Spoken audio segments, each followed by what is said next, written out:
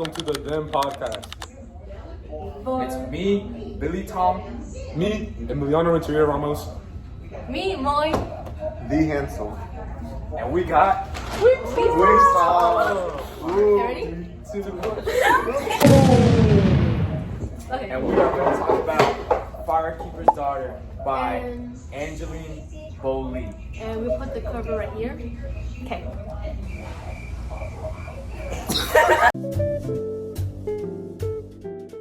Firekeeper's Daughter is set in the early 2000s in Sault Ste. Marie in Michigan, and Donis Hey, they don't know who Donis is. Oh, you're right. I think the head. Anyways, Donis she's a biracial, half white, half Anishinaabe, which is also a Native American. But she struggles with her identity due to, being half one thing and half another, and she feels that she's not accepted in either community. But besides that, like, she's really strong. Like, in the book, she's often called like a goon, which means like a very caring and protected person. What else? What do you think of this? I think that this book really goes in depth with all the characters, some unexpected plot twists, and just how every person in the book contributes into the main plot of how Adonis finds her community and also saves her community from danger. Can we be more specific about that danger? So Without giving away too many we can't spoilers. give out spoilers. We can't give out spoilers, but we can be a little bit more specific. No. So in Sault Ste. Marie during this time, there's a drug trafficking problem. And Don't you think that's a little like too much spoiler? No. No, this ain't gonna add some spoiler. But in Sault Ste. Marie during this time, there's a drug trafficking operation that's going on. This involves most of the Anishinaabe community, and a lot of Anishinaabe, just Native American women in general, are killed. They are murdered throughout this entire process. Donis is one of our main characters in Firekeeper's Daughter, as she is the main protagonist. She is currently a senior in high school, and she is a part of the hockey team, as she is also one of the best players in the team, and her position is the defense, and she also has her best friend Lily. Okay, never mind. Lily is Donis' best friend. She shows up in the book in the earliest chapters that we know of. She shares multiple classes with her, and throughout the book, we can obviously tell that Donis holds a special place in her heart for Lily, as she pushes Donis to be the best version of herself possible. And also on the hockey team is this guy named Jamie. Oh wait, let me talk about that. Sorry for taking your mic, Billy. It's okay, it's okay. Anyways, Jamie is this mysterious new boy who joins the hockey team and is new to the school. And he He's can. very attractive, guys. I was just about to say that, boy. He is very attractive, and that's what catches Donis' attention. That leads up to them becoming friends. But Jamie, that boy is more than who he seems. But I can't. I wasn't going to trust. Read it for yourselves and find out. But Jamie is very secretive. He's very mysterious, and especially very attractive. Very attractive. Very. So attractive. Too attractive. And when they become friends, kind of ish, they go on like runs together. Donis likes to run too. She's really athletic. What else? I need to run. Oh We yeah. need to run after this one. For real. Like I can feel the bloatation coming out. Okay. I feel like we can all agree that community plays a big role in this book, especially due to Jamie and Donis both feeling invalidated of their own community. Donis, obviously, as I told you before, because she's half white and half Ashwap. Anishinaabe, but that leads you to feel like separated from her community because she's not really accepted in both.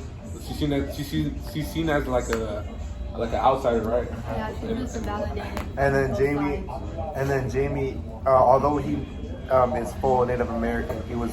Hey, he raised. hey, is that a spoiler? Oh yeah. Yeah, I think you said it. Wait, fine. Anyways, him being full Native American but living in a white household, that just didn't really click and sit right with him, feeling neglected from his white side of the family per se. Not neglected, but I feel like he's missing some of his indigenous roots. Yeah. And then, but the real big thing that comes in the book is about the missing and murdered indigenous women. Oh, that's a big one right there. Not really to go too much in depth with like spoilers and stuff, but the book really like, what would you say? Like, The book has like direct examples of how different Native American and indigenous women are treated. badly. Like bad times 10. Yeah, it Bad. was No, not even times 10. Like to the point where like they get. Can I say it? No, don't say it. I think they get. Just say it- just say it for later. But it does get to a point where it's a hard read in the book. Like I had a hard time like reading it, and I just felt super uncomfortable. Especially doing like our analyzing sheets, like that was kind of a little bit. We had to write about it. Yeah. So to be more specific about Stop. like the actual theme, Bro, shut up. Let's go on that run and we'll be right back.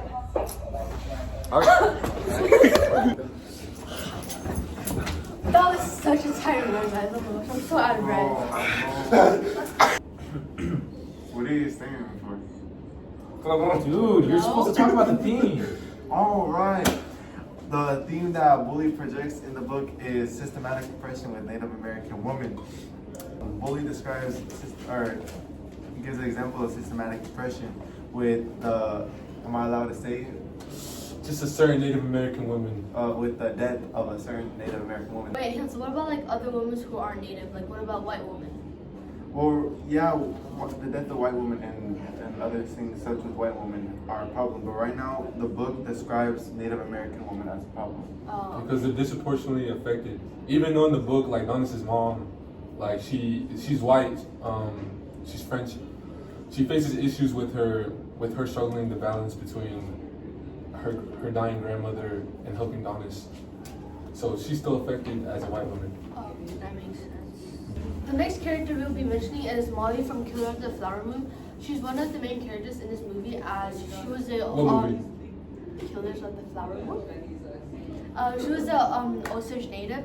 Her character was portrayed as someone who was very strong, and she went through a lot of things as she had 3 sisters, which were Anna Brown, Minnie Smith, and Rita Smith. They all passed away as Anna was murdered and Minnie was considered poison, and Rita was also murdered, including Rita's husband, who was Bill Smith. And all of these people were native other than Bill Smith, as he was married to Rita, but he's a white man. But this connects to what we're talking about, because it shows that they were very targeting towards native people, specifically Native American women. What other point do you want to discuss? Oh, sorry. This poem right here. I'm sorry if I mispronounce it. Okay, Miko Kwani. This is a poem by Joshua Whitehead. He's talking about his grandma, which has been murdered by a white male. In this book, a specific piece of evidence that sticks out to me is the life of my kokum, which is grandma, is worth 6 years and 50 words. This goes to really show how mistreated Native American women are. And then another point is missing Ni Mama. This is a book, a children's book about what was it about, Billy? It was about a daughter who recently just lost her mom. Well, I don't know if it was recently, but she did lose her mom. And I think the mom is a victim of the systematic oppression too. It shows how this systemic oppression keeps going on through generations, as the children are affected too. Woolley provides a lot of figurative language within the book Fire Creeper's Daughter. A few examples are listed on here. I'll read one of them off. With being a simile, when you use a simile is when you use like or as to compare two different things. For example, this example that we have written here, his body crumples at Lily's feet as if groveling for one more chance. Bully, page 87. If you want to go finish reading that book, well, you know where to buy it. Amazon. This one I'll be talking about is our plot structure. So we have our exposition at the bottom, which we put that. Then I'll just summarize it. She meets Jamie, who's a very handsome guy, which we mentioned earlier. And mysterious. Don't forget handsome. But let you guys know he's Not what he seems. yeah. And then here is our conflict. The conflict. You can't. Don't spoil it. Wait, can I read it? Okay, I'll skip that. You guys can read it yourselves. You guys can find out yourselves. But Okay. just talk about like the themes and stuff. That way, Okay, so for the things to put is that a relationship built on Lies. lies is going to end with lies. Who wrote this? The second one is grief is a process that requires time, and community supports healing. A foundation of trust and honesty is key in relationships, and a collective problem requires a collective response. Who's coming up with these? Who wrote that? Okay, That's it, right? And then, but the rest of it's just like kind of spoiling. yeah, we can't really spoil much. You guys can read it yourself, find out more. You guys can read it yourselves. Let us know in the comments down below. Alright. I really love this book. I hate reading, but this is one of the few books that I actually genuinely enjoyed.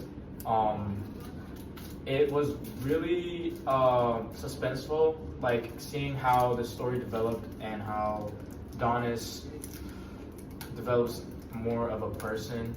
Yeah, Like, she grows. She grows as a person, and she grows closer to her community. Like really said, I'm not really a book lover or anything, but this book kept me on my feet. I really like the parts where William would include like cutoffs at the end of chapters where it made you like, oh, like what's gonna happen next, so you would want to read the next chapter. At the end of the book, it kind of left me like at a pause because I wanted to know what happened with the love story between two certain characters, and I'm like, they can't just end like that, you know, like. Explain, My thoughts? express your opinions on this book. So let's see. Collect some information. So I say it was worth reading. It gave a really unique perspective to Native American communities. I've never really had this exposure to Native American communities, and it gave like that community story. It also introduced me to some of this beautiful culture, dealing with like the festivals, the mourning process, and I say it was really worth. It was really worth opening my eyes to this new beautiful culture. Expanding your horizon. Expanding my horizon to this Anishinaabe culture. How many dabs out of 5? I rated 4 dabs out of 5. I rated 5 dabs. Oh, we're supposed to that? I rated 4 dabs. That's 5. I don't want to dab, so I will give it 5 out of 5. Man. He didn't do it!